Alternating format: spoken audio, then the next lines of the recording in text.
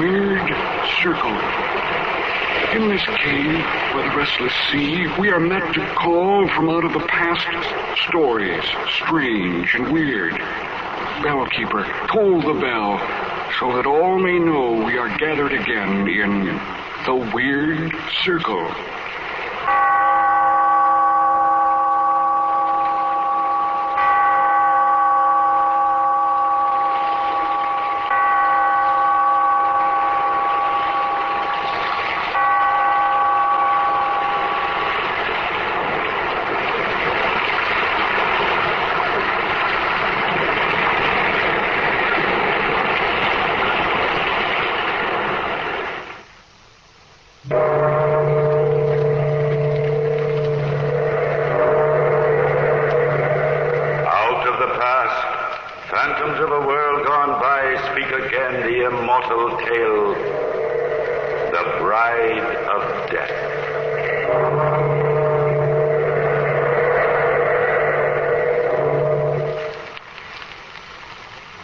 This is the story of death, of a fearful prophecy fulfilled, of a love that could lead only to madness.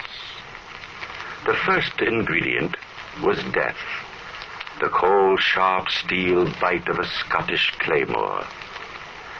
In a narrow street in a town near Donogh, an old, half-forgotten Highland feud had flared again. Death peers over the shoulders of three young clansmen as a force twice their number beats them back. Stop a moment and see which one he chooses. You're badly outnumbered, my lord. Don't let them force you out. Keep your back against the wall. Watch out! Keep your sword up, Kenneth. We'll beat them off yet. The traitors cut our short. Oh, Kenneth, my lord, you're bleeding.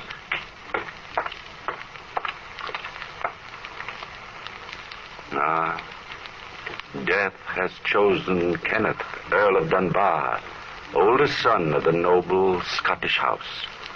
The shouted encouragements of his servant Bruce will not help him now. The tears of his younger brother Douglas come too late. Together these two carry the wounded man into the home of the Dominie. But the services of this holy man will not change the mind of death. Come, my son. Let us leave the brothers alone. It's the least that we can do at this moment. You've been wounded in the service of your masters. Oh, it's only a scratch, Dominie. I'd have died for either of them. Each man must do his own dying. Even Kenneth, Earl of Dunbar. I believe the younger brother called you Bruce. We shall have to tear your sleeve, Bruce, to dress your arm. I can't believe it, sir. You don't know his lordship. He won't let himself die. The clansmen who set upon you, were they from Black Donald's castle? No, they'd be the last to attack us. That feud has long been over. Derek MacDonald's daughter, Lady Margaret, is to marry young Kenneth. We were on the way to the castle for the betrothal feast. But the brothers have been away from Scotland most of their lives. The Earl of Dunbar and his bride-to-be can't have seen each other since they were children. Yes, but it was all arranged by their families years ago. He was to meet his bride for the first time. Oh, you don't know how much it counts on this happiness, Dominie. I think I do, Bruce. Did you hear the words he spoke to us before we lost consciousness? You wouldn't find that strange if you knew Kenneth, sir. A man of iron will. There was an uncanny look in his eyes as he said it. Living or dead, he said, he'd seek her out and have her for his own. Living or dead. The death knell. Yes, Bruce. Your master is dead. The betrothal feast will never see its guest of honor. Why, my son, you're trembling. Suddenly, Dominie, I'm afraid. You didn't know this man. I tell you, it'll take more than death to stop Kenneth, Earl of Dunbar. Nevertheless, death was the first ingredient. It was in the mind of Lady Margaret as a girl that the fearful prophecy was planted. But even today, neither her father nor her Aunt Mary know it is there. But it was the second ingredient. It was fear. No, Father. You can't make me do it. I will not marry the Earl of Dunbar. I'll never marry anyone. Young Kenneth is not just anyone, Margaret. Please try to understand, Davok. Margaret's high-strung. She's been alone too much. And now this sudden plan of marriage to a man she's never seen. That none of us have seen. 20 years ago, you and Kenneth Dunbar played together as children. His father, once the feud was over, became my best friend. We have followed closely his career on the continent. A career of bloodshed and violence. A professional soldier. And now that he's returning to Scotland, you remember some absurd plan of the past to unite his clan and ours. You remember the Dunbar wealth. Margaret, that's not fair to your father. All of us consider the Earl of Dunbar a fine match for you in many ways. You've forgotten the stories of his fits of violence, his strange moods, his cruelty and overbearing willpower. Gossip in your overwrought imagination, Margaret. I have never intended to force you into this marriage. Oh, Father, if you'd only... I haven't finished, Margaret. I still don't intend to force you into it. The banquet this evening was arranged to, shall I say, bring you young people together. Let it rest at that. But of one thing I am determined. If you reject the Earl of Dunbar, young Kenneth, you shall have no other husband while I live. Thank you, Father. Thank you. The guests have already begun to arrive. The guest of honor will be here before sundown. We both have duties to perform, Margaret. Now that he's gone, come here and sit beside me. I'm sorry I acted so silly, Aunt Mary.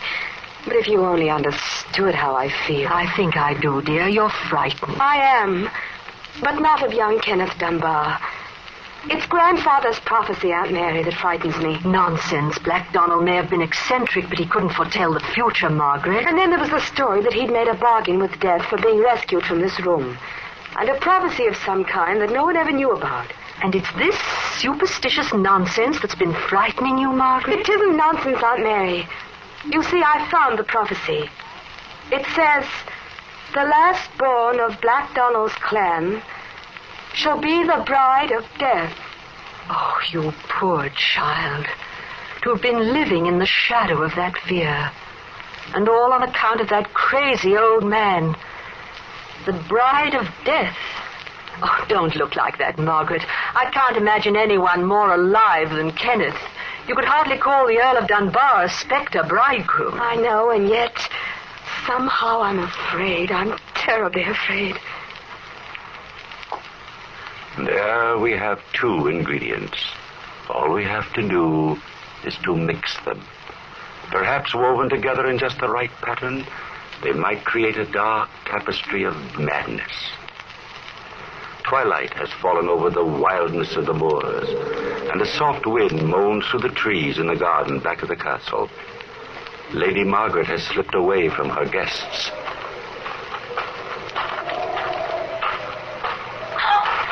Forgive me if I do not rise, Lady Margaret. I have traveled far to get here. I'm very tired. Oh, I'm sorry I was so silly. But it was rather startling. I hadn't seen anyone come into the garden. I came through the little gate at the far end. But we never used that. I mean, I didn't know anyone knew of it except myself. It's all overgrown and with the moor I beyond. remembered it from many years ago. My home once lay across the moor. But then, why, of course. Oh, I should have seen the resemblance to your father. You're the Earl of Dunbar. You're surprised, Margaret? No. Somehow I knew you were my friend. But you're different in a way, Kenneth. Quieter, more gentle than I'd expected. There is much that can change a man, Margaret. But you're just as I pictured you. Dreamed of you through the years. Lovely, gracious. A warm heart to welcome me home. At last. Perhaps. Don't you think we'd better go in, Kenneth? Oh, you're shivering, Margaret. Are you cold? No, it isn't that, Kenneth.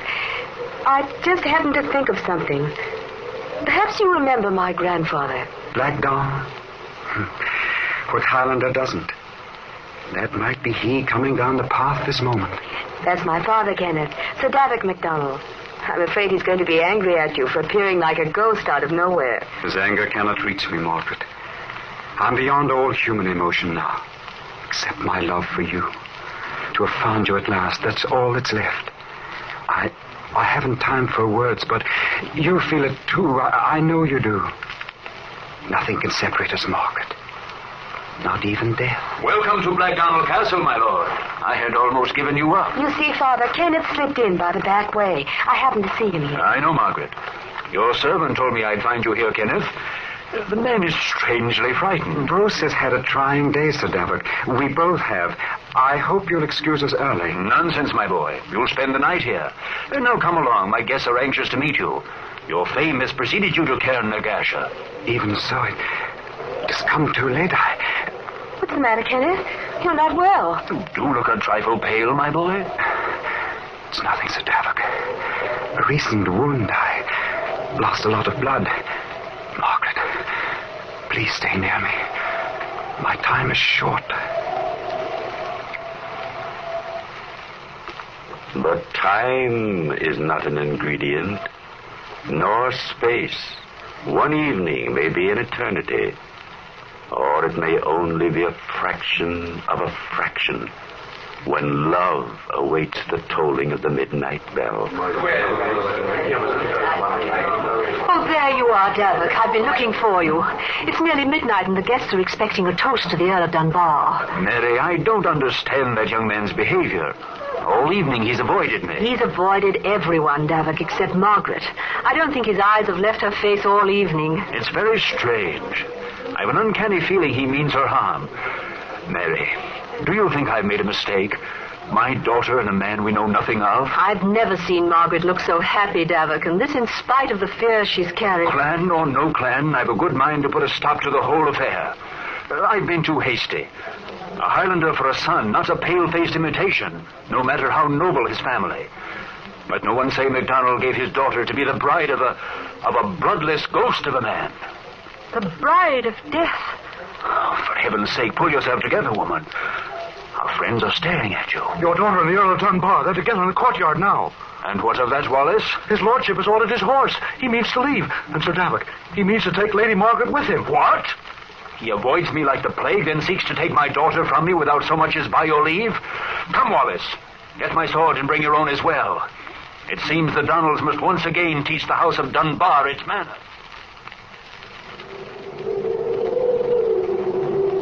There he is, Sir Davok. Lady Margaret, too. The servant already mounted. Over there by the gate. See? Is this the way the Earl of Dunbar repays the hospitality of the Donalds? To steal my daughter like a common thief? But, Father, let me explain. I'll brook no more interference of my wishes.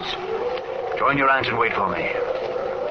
And now, sir, what have you to say? Only that I shall return and take your daughter with me. By Blackdonald, sir, that you'll never do.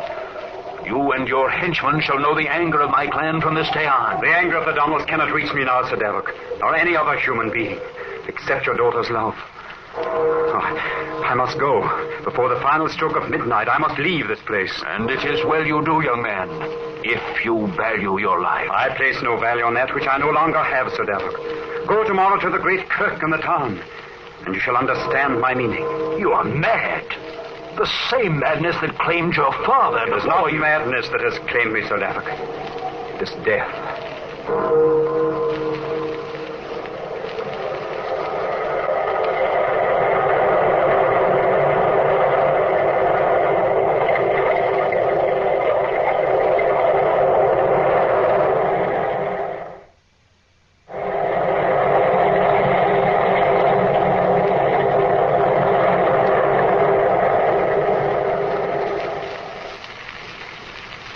All the ingredients have gone into our story but one. The fear in the mind of Lady Margaret is a result of Black Donald's prophecy that the last born of his line would be the bride of death. The fulfillment of this dire foreboding seemed close at hand when her promised bridegroom, Kenneth, Earl of Dunbar, was stabbed to death on the day of his betrothal feast. Had this been known to Margaret, his first appearance before her might have brought madness with it.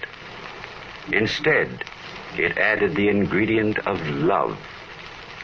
But now Sir Davok MacDonald, Margaret's father, has added the most potent ingredient of all.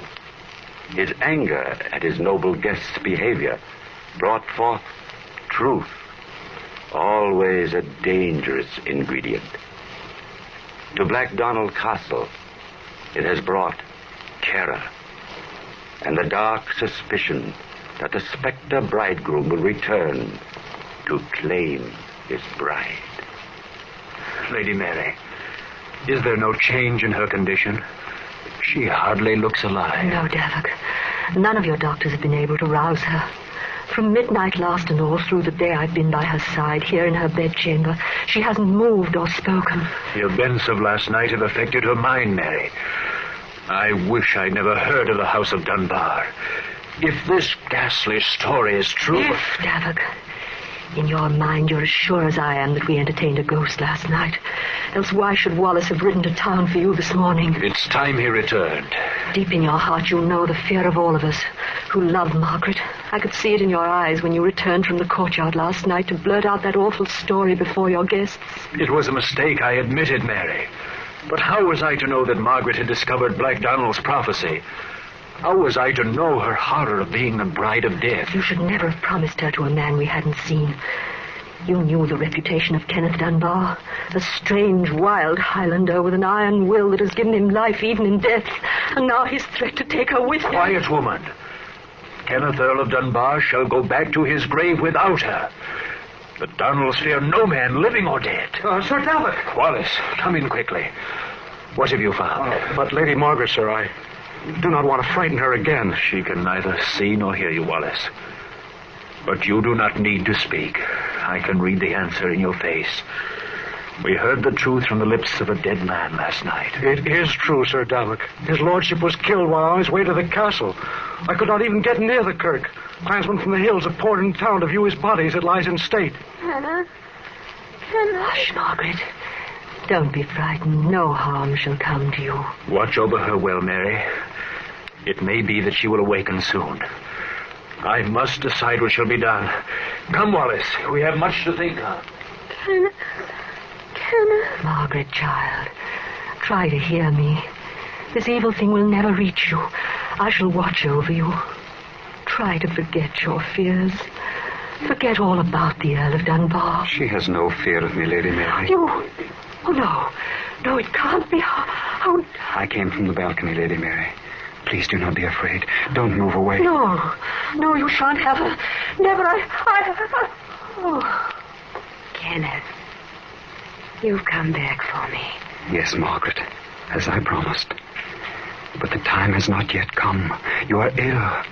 We must wait a little while. But you will come back for me? Very soon, my darling.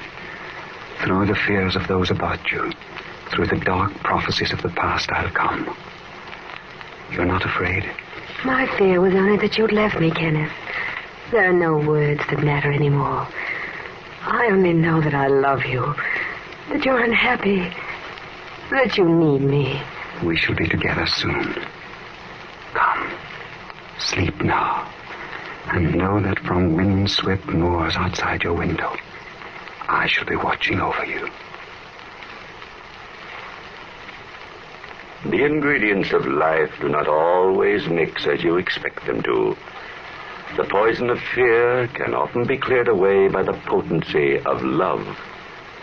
But the clansmen of Lady Margaret had no such protection as they looked upon the powerful ingredient of truth.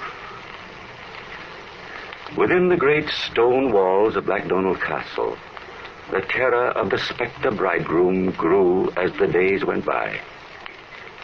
One night, as the wind lashed the rain across the moors and rattled the ancient casements in the great hall, Sir Davok paced uneasily before the fire. In the name of heaven, Wallace, come away from that window. There's nothing to see. Warm yourself here by the fire. It's a fearful night, Sir Davok. It's in my mind that the spectre bridegroom may be abroad again. Watching won't keep him away. Nor guards either, for that matter. Did Lady Mary tell you that one of my men saw the black figure climbing down the vines beneath Margaret's window? Aye, and that he vanished before his very eyes. It's common talk throughout the castle. They think of nothing else, Wallace. I swear it's like living with people who have lost their minds. It's Lady Margaret's health that concerns me, Sir Davok. She will not eat. She will talk to no one. She spends her days and half her nights watching from a window overlooking the garden. You waste your breath telling me these things, Wallace. I know what's in your mind only too well. You think my daughter is mad. that she has come to think of herself as the bride of death. I do, Sir Davik. As well as I love the Lady Margaret, I've seen the light in her eyes. It isn't fear, I swear.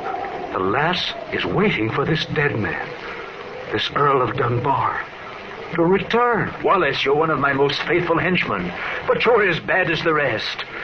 This talk is driving me daft. Go back to your window if you must, but hold your tongue. Davik. What is it, Mary? Is Margaret all right? She's gone, Davik. Vanished. Her room is empty. I thought I told you to lock her in at night. A few minutes ago, she called for me and asked for a glass of water. I left the door unlocked to fetch it, and when I came back, she was no longer there. The spectre bridegroom has come for her. Quiet, woman. She's not well. She may have wandered alone out into the storm. Wallace, call out the guard and have horses saddled for all. We'll search every crag, every inch of the moor, every road until my daughter is found. I'll have her back, though I feel the dead hands of Kenneth Dunbar at my throat.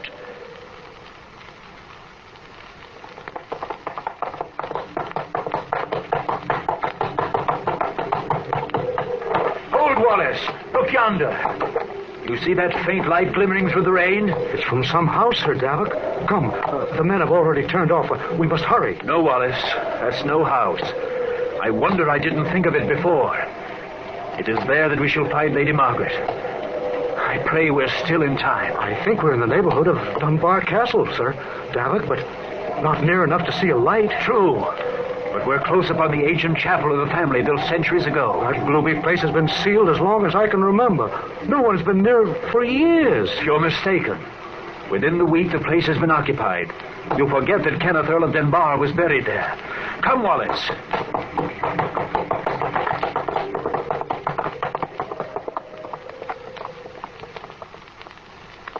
Leave the horses, Wallace. Hurry. I see the chapel door stands ajar. This is not to my liking, Sir Davik. If I could get them... There's no time for that, you fool. Quickly now. Look. Up front near the altar. Lady Margaret and the dead man. And the dominie from the town kirk stands before them. His lips are moving. Perhaps he prays. All the prayers in Scotland will not bring life to that bloodless youth. We must stop this sacrilege. Follow close.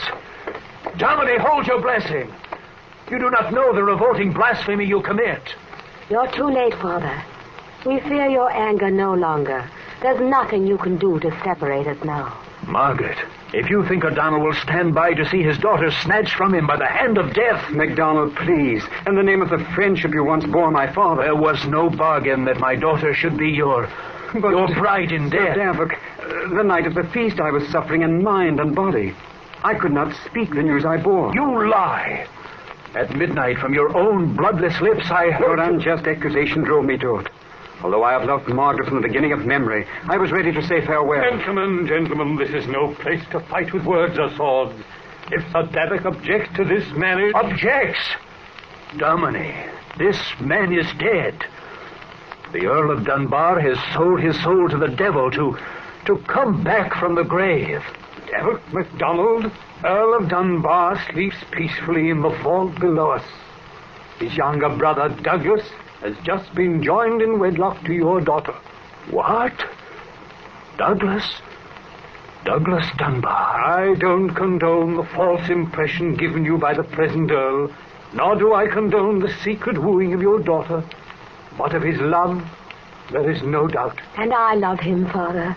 Even before I knew he wasn't Kenneth, I loved him. Nothing mattered, even Black Donald's prophecy. Douglas de la Mort. That title, given by the Normans to the second sons of the House of Dunbar, has long been forgotten, Sir Davik. I ask your forgiveness for playing the role again. I could not withhold it if I would. All this had to be, my son. Douglas de la Mort. Douglas of death. Margaret was foreordained by Black Donald himself to be your bride. The bride of death. Sometimes the ingredients of life seem to brew a dark and terrible potion. And yet there's always one final ingredient that's always there. Call it what you will. luck, chance, fate, it is always there.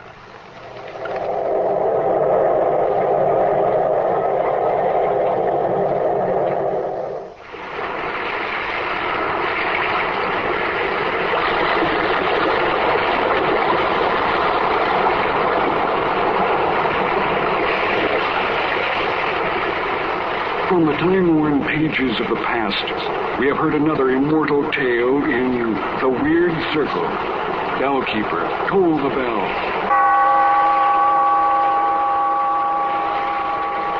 Be here in this lonely cave by the restless sea once again next time for another immortal tale in The Weird Circle.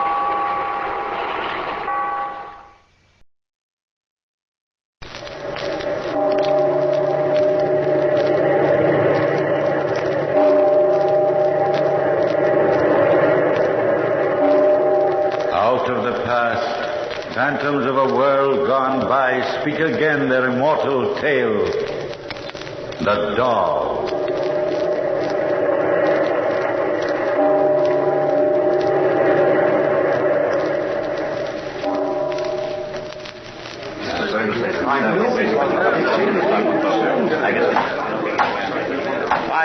Quiet. I'll have the bailiff clear the court if this continues. Quiet.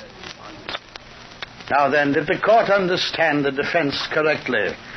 The defendant wishes to make a statement. Yes, Your Honor. I wish to make it regarding the death of the fortune-teller, Madame Philomel of Golash Street. My name, as I have said, Your Honor, is Frederick Hippie. I am an inventor, and have fashioned many strange things. In Golash Street I was, and still am, called the Wondersmith. And what I wish to say now is not merely a change in testimony. No, Your Honor, it is more than that. It is a confession. I am only a man who hated his stepdaughter with a burning passion. Hated her who through all her life crossed me, whose willfulness made of my days a running sore, whose very youth and strength angered my aging eyes. Yes, hated her, and to make her life suffer was my one consuming ambition. Now she is out of my reach. The young man, Solon, her foolish and scrawny lover, is innocent of anything in the death of the fortune-teller Philomel. I am the guilty one. The events began when I first saw them together, Solon and my stepdaughter, Zonila. Solon had a bookstore, a hovel of a place across the street. On this afternoon, he was reading to my stepdaughter, Zonila, and the pleasure on her face angered me. I could hear Solon's voice from where I was, standing in front of my shop with Philomel, the fortune-teller. Let me not the marriage of two minds admit impediments. Love is not love. Wondersmith, your little bud's blooming in the sun. Zonila! Yes? Come here. Look how he shuts his book with a bang. You've a great voice for frightening, Wondersmith. Yes? Have you sat there in the sun long enough, cooing to each other like sick doves? We're not. Get in the house. Upstairs to your room and stay there. Your lover will bake alone in the sun. Get in. Wondersmith, the joy's gone out of her face. She'll laugh only when I laugh. Get in the house, Zonila. You're a fine stepfather, Wondersmith. Your daughter's lucky. Stop it. We've business, Philomel. So we have. We made a bargain, Philomel. I have done my part of it. Have you done yours? Yes, Hippie. My magic has trapped a soul for the doll. It's in a bottle. You say your part is done? Yes. The paint is drying on the doll now. We will meet tonight at 8 in my shop. Do our honored colleagues know? Coplon the honest jeweler and Oak Smith the cutthroat? I've told them. And we will test the doll tonight. Yes. It will be a rare sight, Wondersmith, to see a wooden mannequin come alive full of murder and wrath. If the soul you've bottled is full of murder and wrath... Do not worry, neighbor. My pick of murderous souls is vast and deep. Gallow birds, jailbirds, a whole nation of outlaws are on the waiting list. And we'll be rich. And with the riches, we'll have power. Aye, Wondersmith, we'll be rich, albeit somewhat bloody. Tonight, then, Philomel. Tonight. Philomel, answer it. It's after 8 o'clock. It must be there. Coming. Patience, you dogs. I'm an old woman, not a young bird. So, you're here at last. Come in, Kerplom. You too, Brother Oaksmith. Is everything ready? Where's Hippie? Sit, friends. We will begin in a few minutes. Here's wine. Drink. I will be back in a moment. I've brought some stones, Philomel. Rubies. We'll test the doll with them. Here. Good. And you, Oaksmith? The key to the bird store. Splendid. You're a fine purse snatcher, boy. Is that the doll? Yes. Look. Oh, a masterpiece. Beautiful, Wondersmith. Beautiful. A magnificent little man with the face of a devil. The sword in his hand is as sharp as a razor. I have never fashioned anything as fine as this. And we will bring him alive with one of Philomel's souls and send him out into the world for victims. That we choose. Yes, that we choose. He will bring us back the rarest jewels. And he'll fight the very devil himself to do it. An epic thief, the size of a cat. Let us test him now. Have you the soul, Philomel? In this bottle. The soul of a scoundrel hung at dawn from a public gallows. You seem uneasy, Philomel. This is a restless and angry soul. He stirs in the bottle. Let it loose upon the doll. Soon. Silence. What is it, Hippie? I heard something. In this hall, the step going by. Your daughter, perhaps. She wouldn't dare. Oh, come, you're imagining things. There's no one here. I'm not so sure. We're only wasting time. The doll. It sounded like a step. Oh, shut the door. You're nervous. All right. But I was sure that... Loose the soul, Philomel. Then put the rubies away and stand behind me. The soul will leap to the first figure it sees, and... well, I am a bit uneasy about the one I've captured. Be careful. Now then, I cover the doll and push the bottle under the covering. Loose the stopper and, unerring, sure with devilish art, possess this body, seize this heart, muscle and nerve and brittle bone. Make them all your very own. Oh, it's moving under the covering. Pull off the wrapping. Pull it off. I'll do it. See? Oh, by the seven gods. It's alive. Alive. Like you and I. See how it glares at us, turning its doll's head from side to side. Oh. Look, it bares its teeth at me. The hate in its eyes when it glares at you, Philomel. Beware its sword, Philomel. Hippie, it is not a friendly doll. That's the soul you gave it, Philomel. It does not like me. Perhaps it wants the taste of blood, and I've the most of it here. The key to the bird store, Philomel. I gave it to you. So you did. Well, my bitter little foe, you shall have your taste of blood. Oh, you'd better call back that soul, Philomel, until we get to the bird shop. I think I'd better, too. Come, my friend. It's home for you. Better call back the soul. Relax the muscle. Release the bone. Give up this palace. Leave this home.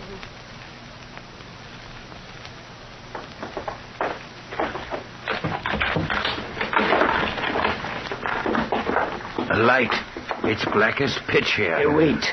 I've a candle. Hold the doll, Oaksmith, while I strike a match. I have the doll, Wondersmith. Just a minute. Murder! What's that? Strike the match, Wondersmith. Strike it. There. Wait. It's a parrot. There's a watchdog of a bird for you. Quick. Somebody might have heard. Give the doll his soul again, Philomel. Let's be done with this test. Silence! Master! Silence, you feathered fool. To work. Cover the doll. The bottle now, and unerring, sure with devilish art. Possess this body. Seize this heart. Nerve and muscle and brittle bone. Make them all your very own. Save the house, Master. Quick! Put the rubies in the parrot cage. And it's alive! At first, Your Honor, the tiny doll glared murderously at Philomel, the fortune-teller. Even in the candlelight, I could see her grow pale. But the instant the doll saw the jewels, greed crept into its eyes. And nimbly, its tiny sword glittering in the candlelight, it ran across the tabletop, jumped to a shelf, and then, as graceful as a cat, leaped across to the parrot's cage. For a moment he hung there, the cage swinging back and forth, silently, back and forth. The parrot shouted at him, but the doll showed no signs of fear. He stared coldly, and with a thin, amused smile at the bird behind the bars. What happened then, Your Honor, happened in a twinkling. The doll flung the cage door back, and in he leaped, his sword flashing with a rapier speed. The parrot's wings frantically beat the air, and it screamed. Blood peered upon the bird's breast. The doll, like an Italian fencing master, danced about the frenzied bird, plunging his sword into it time and time again. All of us stood there, staring, open-mouthed, at the struggle in the cage, unaware that it was only the parrot screaming. It seemed to each of us that we could hear the din of some titanic battle, that we could see the dust of some distant armies locked in war. And then it was over in a flash. The bird screamed. It shuddered, and spasms racked its body. And then it fell to the floor of the cage. For a moment, the doll stood there, wild-eyed and panting. And then it bent, scooped up the rubies, and swung out of the cage. When it reached us, it dropped the jewels on the tabletop and watched Philomel. Magnificent. Magnificent. Did you see him, Lord? My doll's a success. A success. Philomel, watch out. Hippie! I've got him. Draw the soul out, quick. Did you see? He lunged at her. The doll lunged at Philomel. Draw out the soul. Draw out the soul. Relax the muscles. Release the bone. Give up this Paris. Leave this home. The doll lunged at Philomel, the fortune teller? Yes, Your Honor. The doll had lunged at Philomel, the fortune-teller. There was no question about it. The doll, or the soul that was in it, considered Philomel as his foe. At that time, Your Honor, the sword in the doll's hand was not poisoned. Ah, but later on, yes, later on...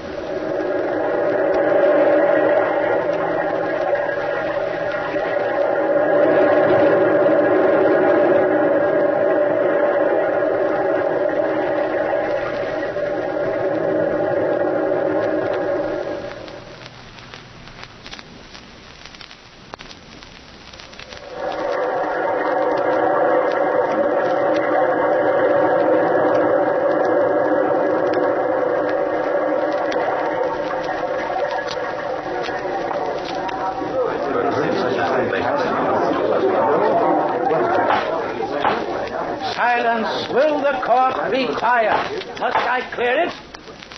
Now you may go on, Mr. Hippie. Continue with your confession regarding the murder of the fortune-teller, Philomel. When we were done there in the bird shop, and we'd drawn the soul out of the doll in time to save Philomel, we separated. I took my doll, now stiff and wooden, back to my shop, placed it on a shelf, and began walking upstairs to bed. I didn't hear the voices until after I'd reached the first landing. He left you here like this in the dark? He always leaves me like this, Solan. I sit for hours in darkness. I cannot open the window. He nailed it shut. I watched from the street many times, hoping you'd come to it. I couldn't. I know why now. What shall I do, Solan? My life here is a misery. He beats me, treats me like a slave, and hates me. Come away with me, Zonila. With you? Yes. Listen to me, Zonila. All that has been said between us are the words in books I've read to you. They were meant for others, those words. But when I said them, I knew. I felt that they were mine. What are books to me, Zonila, but sources to find my thoughts of you in words? Sola. Don't look at me with such wonder and surprise in your eyes, Zonila. Is it a wonder that I should love you? Is it an incredible event that your name should ring like a joyous bell in my brain? For months I've watched your window, hoping to see you appear in it. For months, torturous days, I've loved you, Zonila, loved you, and spoke to you the words of others because I was afraid. You love me, Solan? Me, a poor wretch? No poor wretch to me, Zonila, but the reality of my dream, the personification of my hopes. Me? Me? My love's as wide as the ocean's wide, Zonila, and as deep and as strong and firm as the iron mountains. Solon, Yes. it's so hard to say. So hard. Say it, Zonila. Say it. Dear Solon, You're crying. because a miracle has happened. A miracle. Zonila. I've loved you from the first time I heard your voice. And I thought you were only kind, showing pity. And I needed even that. I never thought you'd love me in my misery. Zonila, come away with me. Something is happening here in this house. It's evil. I felt it. You must come away with me. Wherever you want to go, Solon. Will you come now? Yes. Father. And where will you take her? Mr. Hippy. In what volume is this chapter, Bookworm? Is the escape all planned out for you by some other writer? I don't need their help. Yet you used them to steal her affection from me. Affection? What affection? From her father's loving bosom you would steal her, his light of life. Leave us alone. I'm the brute, eh? The beast who treads on delicate feelings, is that it? We're leaving her together. Without my blessing? Without your curse. Come, Zonila. Stop. Leave the girl alone, cockerel, or I shall smash you even more than I planned. Do you think, fool, that I shall let her go? After all these years of crossing me, taunting me, do you think I shan't have my vengeance? Solon, Solon! Cry to your miserable lover. Get out of the doorway. I have plans for you, Zonila. You shall play nursemaid and mother to a doll I've fashioned. A more murderous child you'll never have. It's a gift I've carved for you to amuse you when you're lonely or to haunt your dreams. And I've a name for that doll. A fine name. One which will dry your tears when the real owner of it is no more. It shall be called Solon. Get away from the door. The comedy is over now, Bookworm. Solon, he's coming towards you. That's an alert girl you never wed, Bookworm. Come here. Don't, Solon, don't. No, cockerel, we'll test you. Solon! Solon! Solon!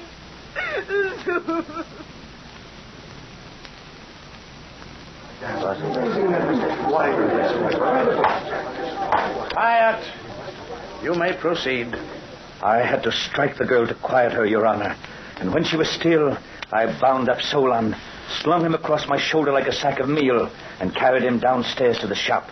A plan was already formed in my mind, but it needed the help of the fortune teller, Philomel. I made sure the shop was locked, and leaving Solon there lying on the floor, I went out. The hour was 9:30. It took me only a few minutes to reach the fortune teller's door. Who is it? Open. It's I, Pippi the Wondersmith. Coming. I'm an old woman.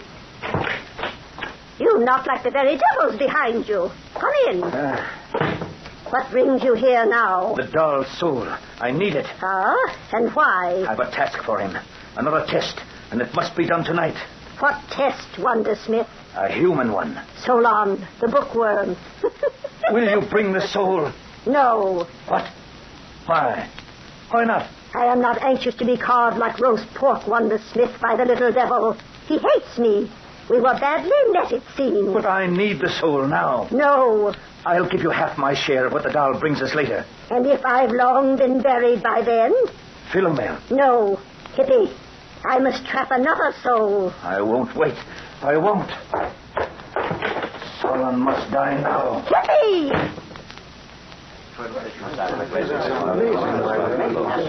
But I wasn't leaving as early as that, Your Honor. Outside the fortune teller's door, I waited. And when I heard her creak out of the room, I stole in. I knew where she kept the bottled soul. I found it, slipped it in the pocket, and stole out down to my workshop again. Solon was awake now, and as I came in, he watched me. I was pleased that he would be aware of what was going to occur. Who is it? Who's there? Awake, bookworm? Good. You shall be my audience. Look, do you see this bottle? Answer. I listen. Let me go, Hippie. Soon. You shan't be in this world much longer. This bottle. Let Zonila go then, if not me. It's Zonila I want. It's you I've no use for, bookworm. Look, there's a soul trapped in this bottle. The fit's a tight one. Listen how he stirs. Hippie. What? What do you want? I'll give you anything. The riches of books? The wealth of fool's wisdom? Have you any gold? No, but... Then we will go on. I have a doll, bookworm. Let me show you why I am called the Wondersmith. Look, Isn't he a very devil of a fellow? No. And the sword, it's sharp. Small, but life, they say, hangs only by a thin thread.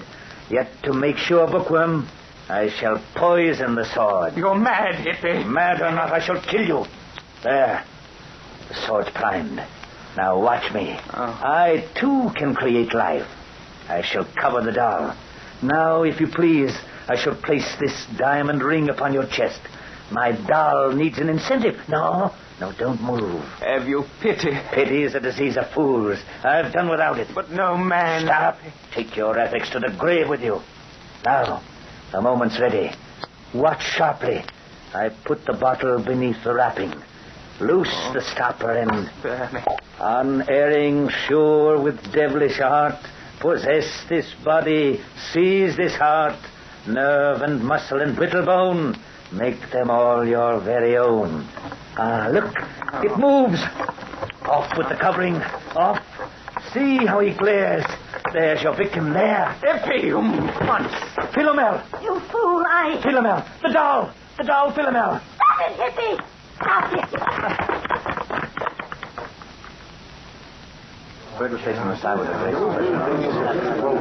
I can still see it all clearly, Your Honor. The shop, Solon on the floor, and the look on the doll's face when he caught sight of Philomel. That was the time I first noticed the gold brooch on the front of Philomel's dress. The doll raced across the floor with his sword held high. Philomel's face fell and then grew rigid with terror. She tried to back away, but the doll kept lunging and striking. And I could see the tiny sword sink in each time. Philomel gasped and shrieked with pain each time the sword struck. Suddenly, the fortune teller tottered, and her great body crashed to the floor. There was a sharp splintering of wood. I saw a tiny sword go skittering across the floor. And then I knew the doll I had fashioned, Your Honor, had been crushed, and the soul in it freed. I tried to raise Philomel. She was still alive. Oh, I'm sick, Wonder Smith. Sick. The sword. You poisoned it, didn't you? Yes, Philomel. Can you do anything? No. You fool. Fool, I warned you. The doll would have turned on you. Where is he? Crushed. You crushed him. So I gave him his freedom after all. He was an angry soul, stubborn for his freedom. The bookworm? Alive, but not for long.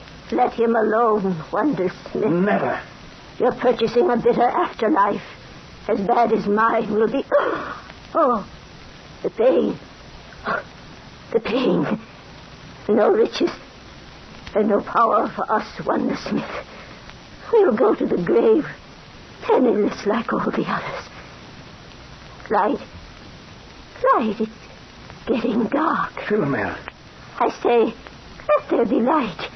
For I am forewarned of the region I shall awake in. Wonder Smith? Yes. You are my executor. You will find neither gold nor jewels, but a crystal which you must destroy. Where are you? Here, Philomel. You will find it in... Oh, a light. Strike a light, someone. Wonder Smith. I must have a light. Philomel. Huh? You're leaving so soon, Wonder Smith. Well then, good night, neighbor. Good night. It was a fine evening. Good night. Good night. Good night.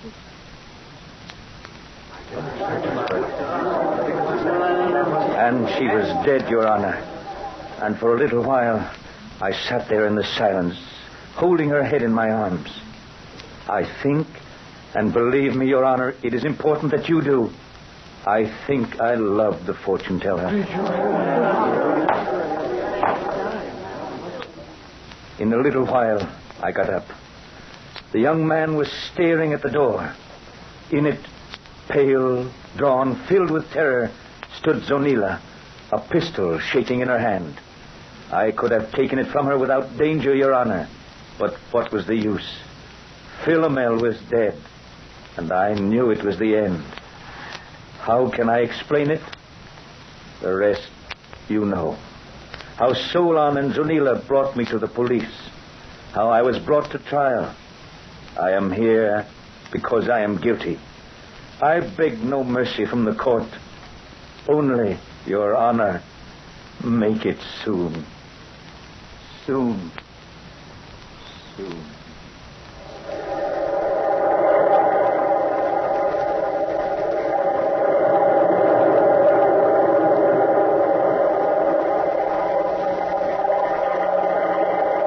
From the time-worn pages of the past, we have brought you the story, The Doll. Bellkeeper, toll the bell.